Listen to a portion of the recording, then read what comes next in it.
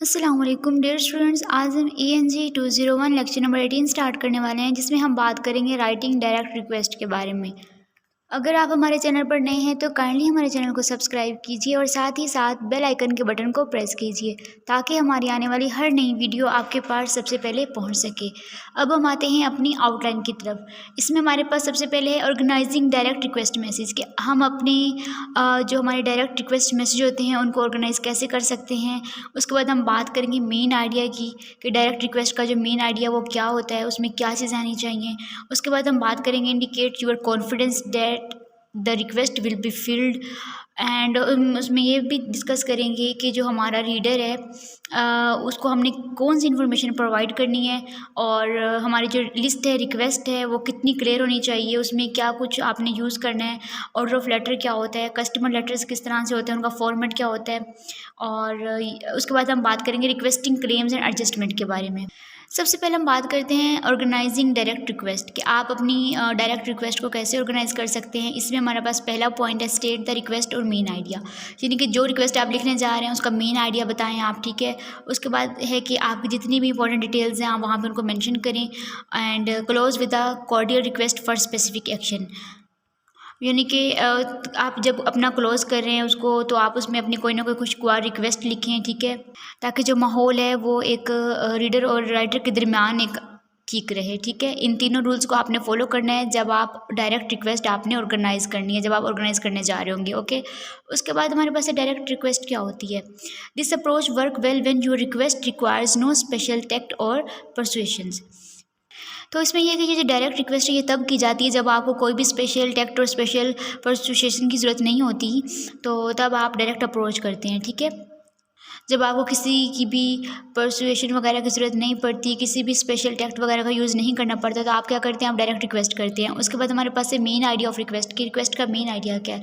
इसमें वो हमें ये बता रहे हैं कि general rule for the first part of the direct request is only to be understood but also to avoid being misunderstood. तो वो ये बता रहा है कि जो जनरल रूल है फर्स्ट पार्ट का, उसमें आपको इस चीज़ का ख्याल रखना चाहिए कि आप ऐसे लिखें कि समझ आ जाए, मिसअंडरस्टैंडिंग उसमें ना हो, ठीक है। इस बात का आपने ध्यान रखना होता है। तो आपने किसी भी तरह की मिसअंडरस्टैंडिंग से अवॉइड करना होता है, उसके लिए आप एक मेन आइडिया लिखते हैं। तो इसके अलावा यहाँ पे हमें ये एक और चीज़ बताई गई है, बिहेवियर, यानी कि बचें of the difference between a polite request in question, कि आपने इस बात का ख्याल रखना है कि जो political request in question form में होती है उसमें और question that is a part of a request उसमें क्या फ़र्क होता है।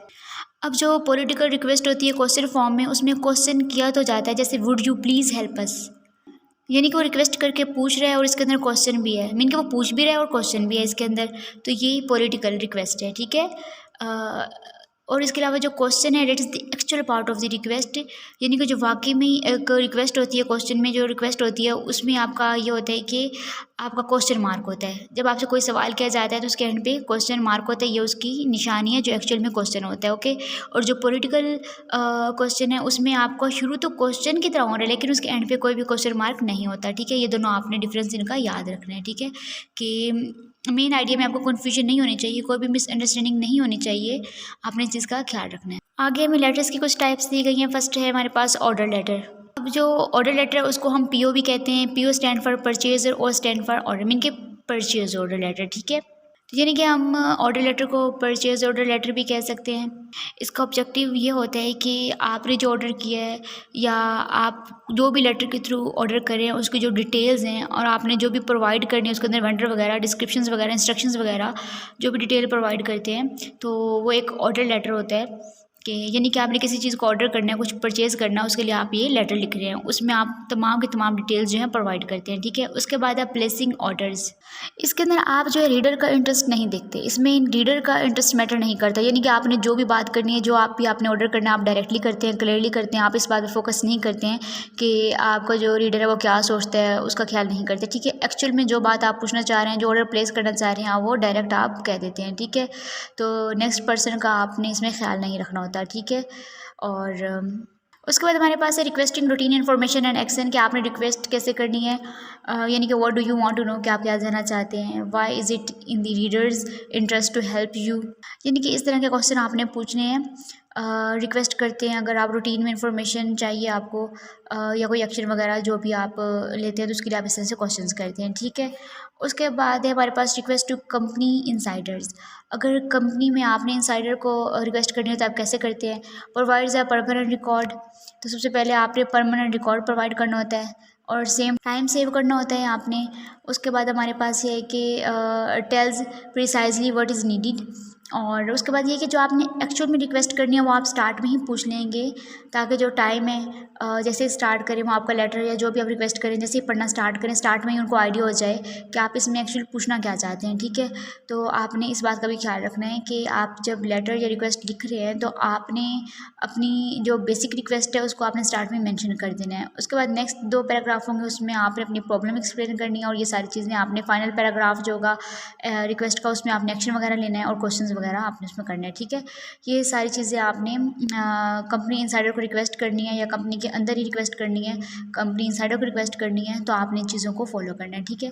उसके बाद हमारे पास आता है कि हमारे पास है कस्टमर सर्विसेज कि अब जो कस्टमर सर्विसेज हैं ये बेसिकली ये होते हैं कि जो कस्टमर्स होते हैं आपकी ऑर्गेनाइजेशन के उनकी जो कंप्लेंट्स या इंक्वायरीज़ वगैरह होती हैं ऑर्गेनाइजेशन के अबाउट या जो भी आपके प्रोडक्ट्स वगैरह होती हैं उसके अबाउट वो आपसे पूछते हैं। तो कस्टमर सर्विस में बेसिकली जो आपके जो कस्टमर्स हैं आप उनको आंसर करते हैं, उनको रिस्पॉन्स करते हैं जो भी उनके क्वेश्चंस वगैरह होते हैं। तो अब उसमें यह है कि यानी कि कस्टमर आपसे फेस टू फेस भी कम्युनिकेशन कर सकते हैं, रिटर्न फॉर्म में भी कर सकते हैं, टेलीफोन वगैरह में भी कम्युनिकेशन कर सकते हैं, ठीक है। तो ये हमारे पास लेटर हेड के फॉर्म में भी हो सकती है और पोस्ट कार्ड के फॉर्म में भी हो सकती है, तो इसे भी आपने याद रखना है। उसके बाद हमारे पास है एडजस्टमेंट। अब एडजस्टमेंट बेसिकली क्या होती है, जब आपको कंप्लेन की गई है, कोई कंप्लेन लेटर लिखा गया है, उसको अगर आपने आंसर करना है तो आप क्या करेंगे, आप उसके लिए एडजस्टमेंट लेटर लिखेंगे, ठीक है। आप जितनी भी लेटर्स की टाइप्स हैं आप इनकी जस्ट स्टेटमेंट्स को अच्छी तरह समझ लें, एडजस्टमेंट, कंप्लेन और रिकमेंडेशन वगैरह इन सब को आप अच्छी तरह समझ लेंगे ना तो आपको समझ आ जाएगी कि इसमें बात क्या हो रही है कि लेटर किस चीज़ के रिलेटेड लेटर लिखा जा रहा है। तो आपको स्टेटमेंट में बस फोकस करना है, ठीक है, उसकी वजह से आपको सही टाइप्स याद रहेंगी।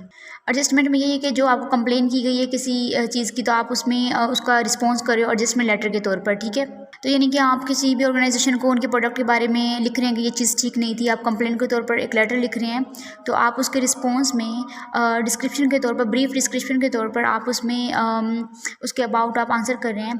तो तमाम नेसेसरी एक्शंस वगैरह आप प्रिपेयर करके आप आंसर दे रहे हैं, बता रहे हैं। तो ये क्या होता है, ये होते हैं एडजस्टमेंट लेटर्स, ओके। उसके बाद इसमें है requesting claims and adjustment. Claims जो होते हैं वो फॉर्मल कंप्लेंट्स होती हैं, जो एडजस्टमेंट्स होते हैं वो क्लेम सेटलमेंट्स होते हैं। उसके बाद हमारे पास है क्रेडिट रिक्वेस्ट। कि क्रेडिट रिक्वेस्ट क्या होती है, क्रेडिट होता है कि आपके पास से कोई चीज़ जा रही है या आप कुछ दे रहे हैं, यानी कि लेन देन, यानी कि किसी से आप कुछ लेना चाह रहे हैं, आप उसको रिक्वेस्ट लिख रहे हैं या देना चाह रहे हैं। तो आप यानी कि आप उसको कुछ देना चाह रहे हैं तो आप रिक्वेस्ट लिख रहे हैं तो उसको हम कहते हैं क्रेडिट, ठीक है। आपके पास से कोई चीज़ जा रही है, आप उसको लेटर लिख रहे हैं और यानी कि जो क्रेडिटर्स जो हैं उन्होंने जो रूल्स वगैरह अप्लाई किए हैं उनको आप फॉलो करते हुए अपना एक रिक्वेस्ट लिख रहे हैं क्रेडिट के लिए। तो आपको कोई भी क्रेडिट चाहिए, कुछ भी आपने लेना है या देना है क्रेडिट के तौर पर, तो आप वहाँ पे रिक्वेस्ट कर रहे हैं क्रेडिट के तौर पर। तो ये चीज़ें आपने नोट करनी है यहाँ पे।